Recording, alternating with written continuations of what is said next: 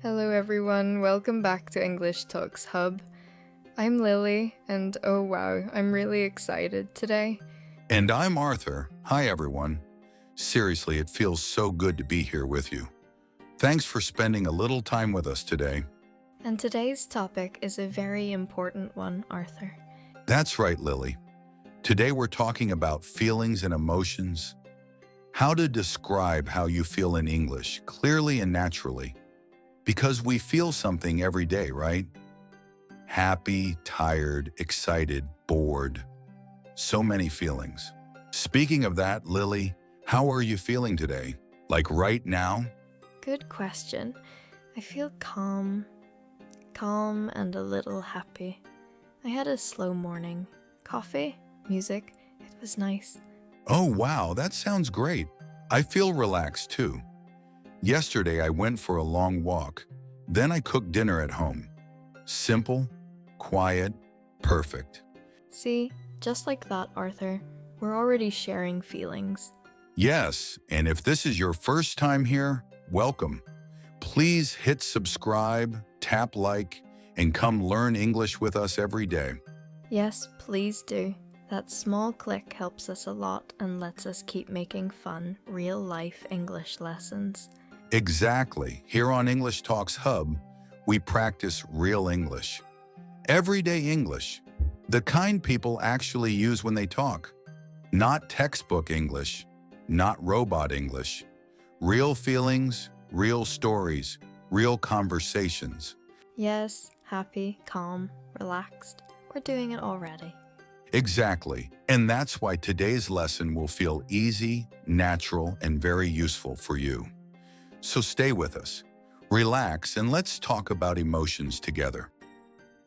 Let's begin with two very basic feelings. Simple, common, and very useful.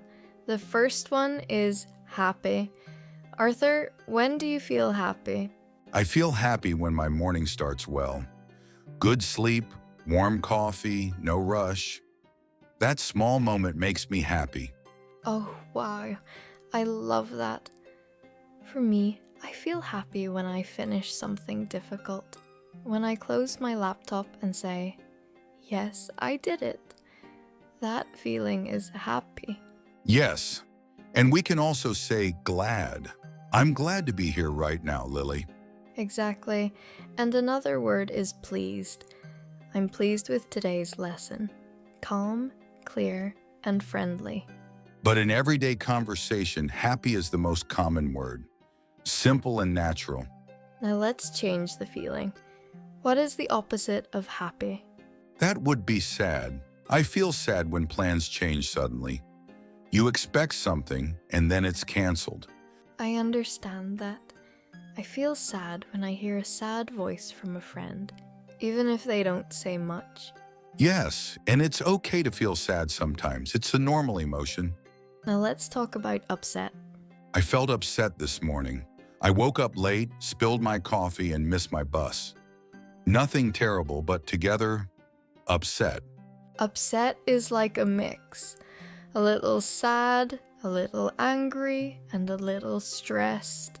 Exactly, and when that feeling grows, it can turn into angry. I feel angry when something feels unfair. For me, technology makes me angry. When nothing works and time is running out. That brings us to frustrated. You try again and again, but nothing changes. And then there's annoyed, small anger, small things. Let's move to feelings that live in our mind and body. Let's start with scared. I feel scared when I hear a strange noise at night. You can also say afraid. I'm afraid of deep water. That connects to nervous before something important. And when your mind doesn't rest, that's worried. Let's move back to positive feelings. Let's talk about excited. I feel excited when I have something to look forward to. Excited is happy energy about the future.